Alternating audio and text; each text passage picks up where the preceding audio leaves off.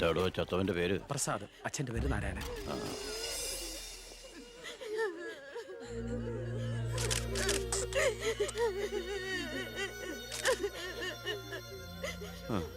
പ്രസാദിന്റെ അച്ഛൻ നാരായണേട്ടാ. പ്രസാദ് എപ്പോഴും പറയുമായിരുന്നു അച്ഛനെ കുറിച്ച്. വിഷമിക്കരുത്.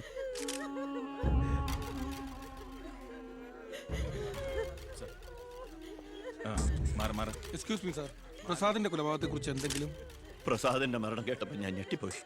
പാർട്ടിക്ക് നഷ്ടപ്പെട്ടത് ചൂട് മുശിരുള്ള ഒരു സജീവ പ്രവർത്തകൻ. പാർട്ടിയുടെ സജീവ പ്രവർത്തകൻ ചുളുവിൽ ഒരു രക്തസാക്ഷി ഉണ്ടാക്കിയെടുക്കുക. ആ പാവത്തിന് രാഷ്ട്രീയം എന്താണെന്ന് അറിയുമല്ല. എന്താ സാർ, കൊലപാതകയെ കുറിച്ച് വല്ല തുമ്പും കിട്ടിയോ? പട്ടാ പകൽ എല്ലാവരുടെയും മുമ്പിലിട്ട് എന്നിട്ടും പ്രതിയെ പിടിക്കാൻ പോലീസിന് കഴിഞ്ഞില്ലെന്ന് വെച്ചാൽ നാണക്കേടാണ് സാർ. താൻ എന്തിനാ എന്റെ അടുക്ക ചൂടാവുന്നേ? അധികാരമുള്ളവർ പറയുന്നത് അനുസരിക്കാൻ എനിക്ക് കഴിയൂ. അധികാരമുണ്ടോ എനിക്ക്? എങ്കിൽ താൻ പറയുന്നത് അക്ഷരം പ്രതി അനുസരിക്കാൻ ഞാൻ. രാജ്യത്തിന്റെ തന്നെ അഭിമാനമാണ്. എടോ, കൊലപാതകയെ പറ്റി വ്യക്തമായ സൂചന എനിക്ക് ലഭിച്ചിട്ടുണ്ട്. എങ്കിൽ പിന്നെ സാറിനെ അവരെ അറസ്റ്റ് ചെയ്തൂടെ? വെറുതെ അറസ്റ്റ് ചെയ്തിട്ട് കാര്യമൊന്നുമില്ല. സാക്ഷികൾ വേണം. അല്ലെങ്കിൽ കോടതിയിൽ നിന്ന് പുല്ല് പോലും ഇറങ്ങിപ്പോരും. സാക്ഷി പറയാൻ ആളുണ്ടാവണം. ആരും ഉണ്ടാവില്ല. ഉണ്ടെങ്കിലോ അധികാരികളുടെ ഒക്കെ ഉത്തരവിന് മേലെ നിന്നുകൊണ്ട് ഞാൻ പ്രതിയെ കസ്റ്റഡിയിൽ എടുക്കാം. ശിക്ഷ വാങ്ങിക്കൊടുക്കാം. കുട്ടികളുടെ മുന്നിലിട്ട് കുട്ടികളുടെ ഷോക്ക് ഇതുവരെ വിട്ടുമാറിയിട്ടില്ല.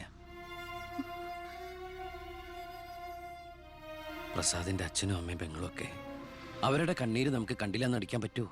വേണ്ട കുഞ്ഞെ, അവരൊക്കെ വലിയ വലിയ ആളുകളാ. എനിക്ക് ഇവളല്ലാതെ വേറെ ആരുമില്ല. കൊള്ളാവുന്ന ഒരുത്തരെ ഇവളെ കൈപിടിച്ചു കൊടുത്ത് മനസമാധാനത്തോടെ മരിക്കണം എന്നാ എന്റെ ആഗ്രഹം.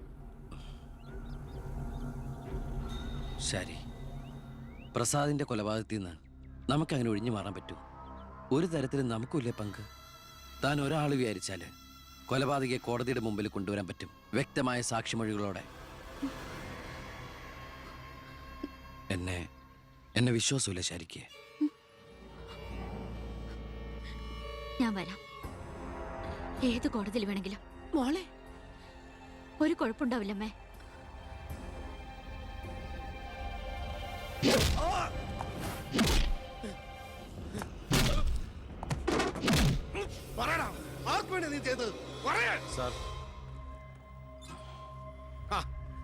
ഇവനാണ് മുഖ്യപ്രതി, വെട്ടൂർ ശിവൻ. ഇതൊരു രാഷ്ട്രീയ കൊലപാതകമായി വളച്ചൊടിച്ചതിന് പിന്നിൽ ആരാണെന്ന് ഇവന് അറിയാം. പക്ഷെ നീ കാരണം എന്റെ പെങ്ങള് പോലീസ് സ്റ്റേഷനായി പോയി. സാറിവിടെ നിൽക്കണോ? അല്ലെങ്കിൽ ഞാൻ നിന്നെ കൊണ്ട് പറയിപ്പിച്ചെന്നെ കേട്ടോ. ഞാൻ നിൽക്കുന്നത് താൻ കാര്യാക്കണ്ട. കൊടുക്കടോ. തന്റെ പെങ്ങളെ കെട്ടായിരുന്നവനല്ലേ ഇവൻ കൊന്നത്. അപ്പൊ പിന്നെ ഞാൻ ഇടിക്കുന്നതിനേക്കാളും പവർ തന്റെ കഴിക്കാം. നോക്കി നിൽക്കാതെ കൊടുക്കണോ.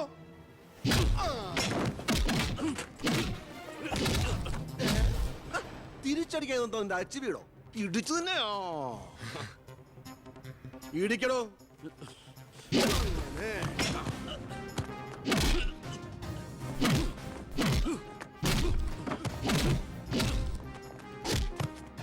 എന്താണോ നോക്കി നിൽക്കുന്നേ? ആ ട്യൂബ് മാറ്റിയിടാൻ പറഞ്ഞത് എത്ര ദിവസമായി? പോയി മാറ്റിട്ടോ.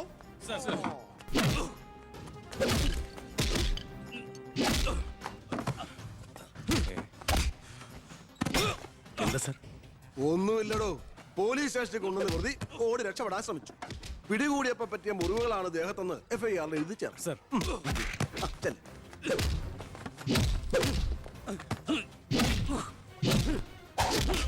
പറയടാ, ആര് പറഞ്ഞിട്ടാണ് നീ ചെയ്തത്? പറയാൻ ആരാടാ നിന്റെയൊക്കെ പിന്നിൽ? ഒരു ചാൻസ് കിട്ടിയെന്ന് വെച്ച് ഓവറാക്കരുത്. അവൻ ചത്തുപോവും. പിന്നെ ലോകം മർദ്ദനം, CAക്ക് സസ്പെൻഷൻ. വെറുതെ എന്തിനാ എന്റെ കഞ്ഞിയില്? തൽക്കാലം ഇവനൊന്ന് റെസ്റ്റ് എടുക്കട്ടെ. എനിക്ക് അവന്റെ മേലെ കുറച്ച് പണിയുണ്ട്. എന്നിട്ട് ഞാൻ അവനെ കൂടെ സത്യം പറയിപ്പിച്ചോളാം. താൻ ചെല്ലേ.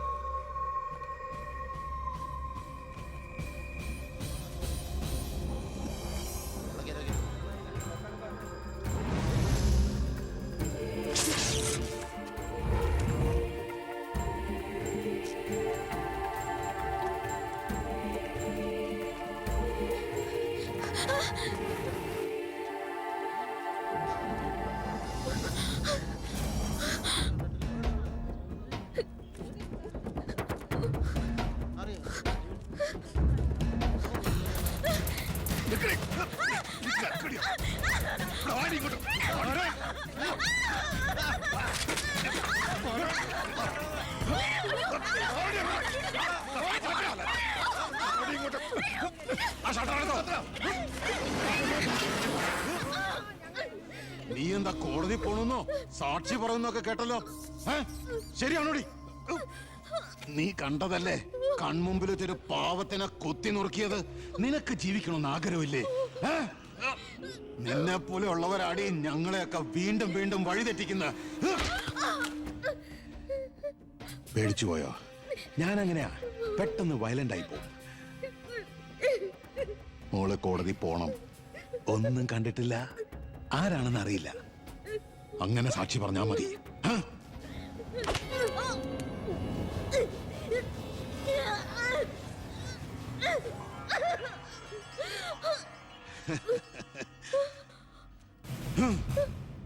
ഇനി ഇതിന്റെ പേരിൽ നമ്മൾ തമ്മിൽ കാണേണ്ടി വരരുത്.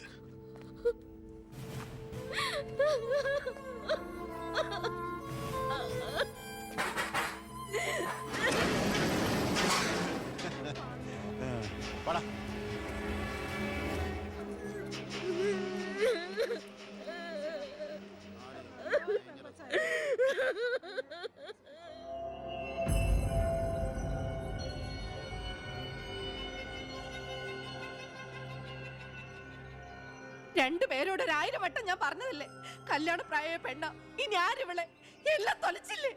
അതിനിപ്പോ ഒന്നും സംഭവിച്ചില്ലല്ലോ. ആര് വിശ്വസിക്കും? ഇത്രയും പേരുടെ മുന്നിൽ വെച്ച് മറുപടി പറഞ്ഞു പറഞ്ഞു ഞാൻ മടുത്തു. എങ്ങനെ ആശ്വസിപ്പിക്കണ്ടെന്ന് എനിക്കറിയില്ല. ഈ സമയത്ത് പറയുന്നത് ശരിയാണോന്നും അറിയില്ല. ഒരു സഹതാപത്തിന്റെ പുറത്ത് ചോദിക്കുന്നതല്ല. എനിക്കിഷ്ടമാണ് അവളെ. ഞാൻ നോക്കിക്കോളാം, പൊന്നുപോലെ. രാഷ്ട്രീയ കുടുംബമല്ലേ, അവസരത്തിനൊത്ത് പലതും പറയും. നാളെ അത് മാറ്റിയും പറയും. തിരിച്ചറിവില്ലാത്ത പ്രായത്തിൽ നീ കൊടുത്ത കത്ത് മേടിച്ചു എന്ന് പറഞ്ഞ് ആട്ടി പുറത്താക്കിയതല്ലേ ഞങ്ങളെ. ഇപ്പതാ സാക്ഷി പറയാൻ കൊണ്ടുപോയി അവളുടെ ജീവിതവും നശിപ്പിച്ചു. ഇനി എന്ത് വിശ്വസിച്ച അവളെ നിന്റെ കൂടെ അയക്കേണ്ടത്? കൊല്ലൂല്ലെന്ന് എന്താ ഉറപ്പ്? മന്ത്രിയുടെ മോൻ എന്ന പദവിയല്ലാതെ ഇവളെ കൊണ്ടുപോയി പോറ്റാൻ നിനക്ക് വല്ല ജോലി ഉണ്ടോടാ?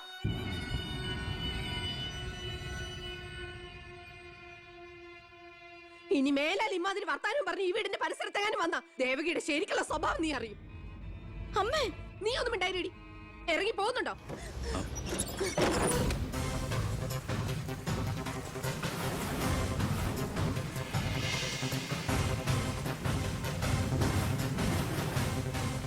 ഇടയ്ക്ക്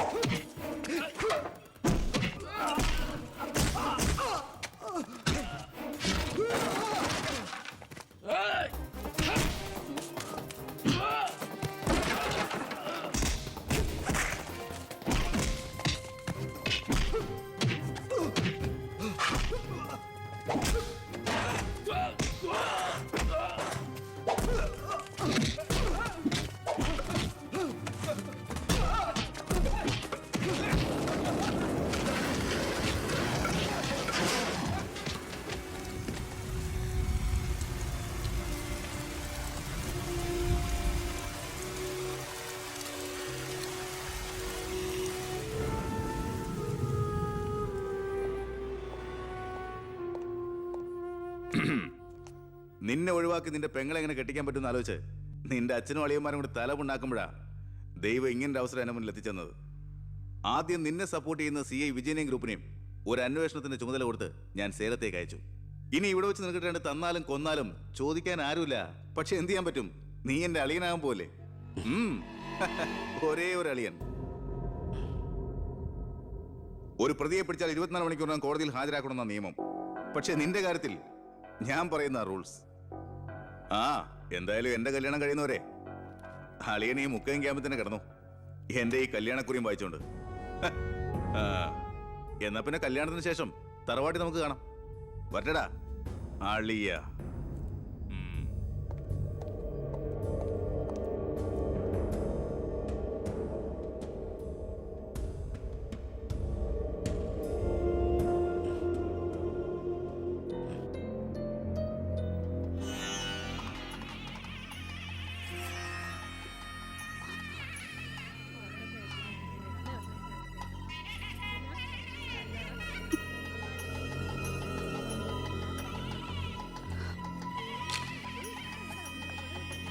ഇതുവരെ റെഡി ആയില്ലേ?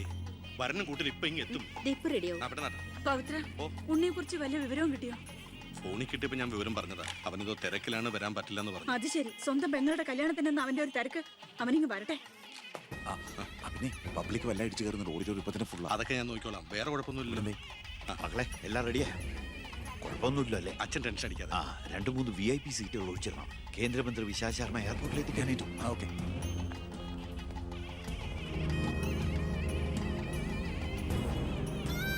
മോളെ,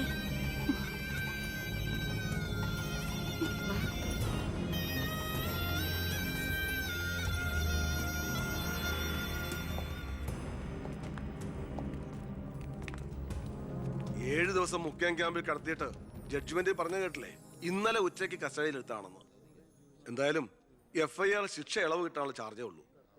നിന്നെ ഒഴിവാക്കി നിന്റെ പെങ്ങളുടെ കല്യാണം നടത്താനുള്ള തന്ത്രമായിരുന്നു അതിന് പിന്നിൽ. അത് വെറും കല്യാണമായിരുന്നില്ല. കേന്ദ്രം ഭരിക്കുന്നവരടക്കം കേരളത്തിലെ സകല മന്ത്രിമാരുണ്ടായിരുന്നു. ആരുണ്ടായാലും എന്താ, ഒരേ ഒരു മകനെ ജയിലിൽ അടച്ചിട്ടല്ലേ.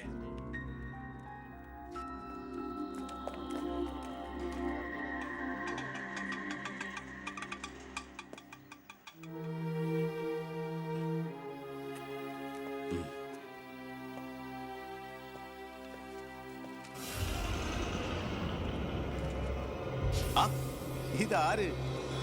അളിയോ?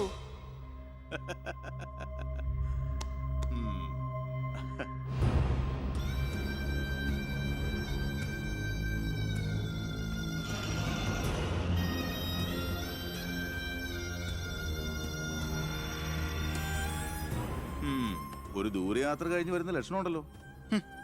അളിയൻ ഇത്ര ദിവസം എവിടെയായിരുന്നു? നീ ഇങ്ങനെ നോക്കി നിൽക്കുന്ന അളിയന് പോയി ചൂട് ചായ എടുത്തോണ്ട് വാ. ചെല്ല്. എന്തിനാ ഇപ്പൊ അങ്ങോട്ട് വന്നത്? കാണണ്ട നിന്നെ എനിക്ക്. വീട്ടിലൊരു നല്ല കാര്യം നടക്കുമ്പോ നാട് നന്നാക്കാൻ നടക്കുന്നു. മന്ത്രിയായി നിന്റെ അച്ഛനൊക്കെ തിരക്കുണ്ടോടാ നിനക്ക്? ഞാനില്ലായിരുന്നെങ്കിൽ എന്താമേ, ഇവിടുത്തെ കാര്യങ്ങളൊക്കെ ഭംഗിയായിട്ട് നടത്താൻ എല്ലാരും ഉണ്ടല്ലോ. എത്തിയോ വിമതൻ? വിമതൻ. ചെറുപ്പകാലത്ത് ആവേശമായിരുന്നു എനിക്ക് എൻ്റെ അച്ഛൻ. മനസ്സുകൊണ്ട് രാഷ്ട്രീയ ഗുരുവെ കണ്ടിട്ടാ ഞാൻ രാഷ്ട്രീയത്തിലേക്ക് ഇറങ്ങിയത്. പക്ഷേ അടുത്തറിഞ്ഞപ്പോ തെറ്റുകളിൽ നിന്നും തെറ്റുകളിലേക്കാണല്ലോ അച്ഛൻ പോയിക്കൊണ്ടിരിക്കുന്നത്. എന്റെ കൂടെപ്പുറപ്പിനെ മനസ്സിലാക്കിയില്ലല്ലോ. വളരെ വിഷമമുണ്ട്, സഹതാപമുണ്ട്.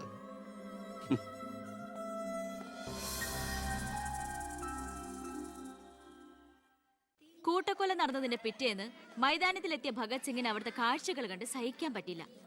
ചോര പുരണ്ട ഒരു പിടി മണ്ണ് കയ്യിലെടുത്ത് ആ ബാലൻ പ്രതിജ്ഞ ചെയ്തു, ഞാൻ എന്നെ തന്നെ രാജ്യത്തിനായി സമർപ്പിക്കുന്നു. എന്താ അവിടെ നോക്കട്ടെ? എവിടുന്നത് ചോദിച്ചാടില്ലേ? അന്ന് കണക്ക് സാറിന് വെട്ടിക്കൊല്ലാൻ വന്നില്ലേ, അയാളുടെ കയ്യിൽ നിന്ന് തെറിച്ചു പോയതാ. സർ, ഇതാണ് ആ ഫോൺ. പ്രസാദ് കൊല്ലപ്പെട്ട സമയത്ത് പ്രതിയിൽ നിന്ന് നഷ്ടപ്പെട്ടതാണിത്. സർ, പ്രസാദ് കൊല ചെയ്യപ്പെടുന്നതിന് മുമ്പ് ഈ ഫോണിൽ നിന്നുള്ള ലാസ്റ്റ് ഔട്ട് ഗോയിങ് കോള് മന്ത്രി ബാലഗംഗാധരന്റെ ഫോണിലേക്കായിരുന്നു. റിമാൻഡിൽ കഴിയുന്ന പ്രതിയെ വീണ്ടും ചോദ്യം ചെയ്തപ്പോ മന്ത്രിയുടെ പങ്കിനെ കുറിച്ച് വ്യക്തമായ സൂചന ലഭിച്ചിട്ടുണ്ട് സർ. അത് മാത്രമല്ല സാർ, മണിമലയാർ ഡാം അഴിമതി കേസിൽ 2 വട്ടം നോട്ടീസ് അയച്ചിട്ടും മേനോ ഹാജരായിട്ടില്ല. തനിക്കിതൊന്നും ബാധമല്ല എന്ന മട്ട മേനോനുള്ളത്. ഇപ്പൊ വാറണ്ട് ഇഷ്യൂ ചെയ്തിട്ടുണ്ട്. എങ്ങനെയാണടോ തന്റെ അച്ഛനെ ഇതിൽ നിന്നൊന്ന് രക്ഷപ്പെടുത്തിയെടുക്കുക? അച്ഛൻ ശിക്ഷിക്കപ്പെടണമെന്ന് ലോകത്ത് ഒരു മകനും ആഗ്രഹിക്കില്ല, ഞാനും. പക്ഷെ ആര് കുറ്റം ചെയ്താലും ശിക്ഷിക്കപ്പെടണം സാർ. പ്രത്യേകിച്ച് ജനങ്ങൾക്ക് മാതൃകയാകേണ്ടവർ. ശിക്ഷയിൽ നിന്ന് രക്ഷപ്പെടുമ്പോഴാണ് വീണ്ടും വീണ്ടും തെറ്റുകൾ ചെയ്യാനുള്ള ആത്മധൈര്യം കൂടുന്നത്. ഇത് അച്ഛനെ രക്ഷപ്പെടുത്തലായി നമുക്ക് കണക്കാക്കാം. തെറ്റുകൾ തിരുത്താനും പശ്ചാത്തപിക്കാനുള്ള ഒരു അവസരം. ഒരുപക്ഷെ ഇതിലൂടെ ഒരു മനമാറ്റം അച്ഛനുണ്ടായാൽ. അല്ലേ സാർ? കൂടുതലൊന്നും ഇക്കാര്യത്തിൽ എനിക്ക് പറയാനില്ല.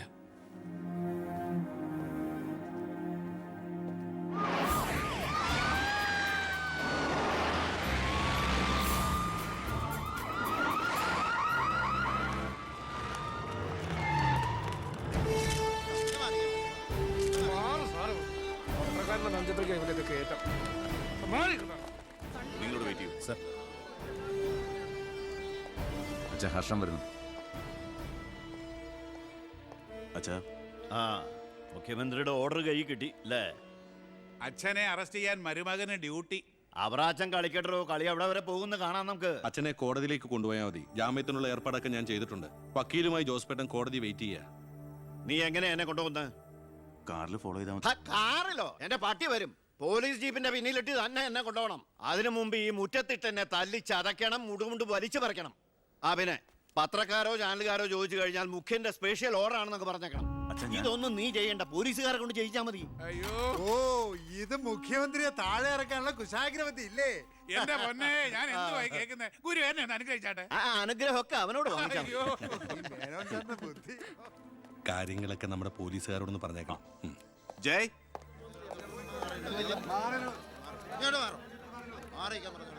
പത്രക്കാരും ചാനലുകാരും ഒക്കെ റെഡിയാ. എന്നാ പിന്നെ തുടങ്ങിക്കോ. നടക്കണം സാർ. പിടിച്ച് തള്ളണോ?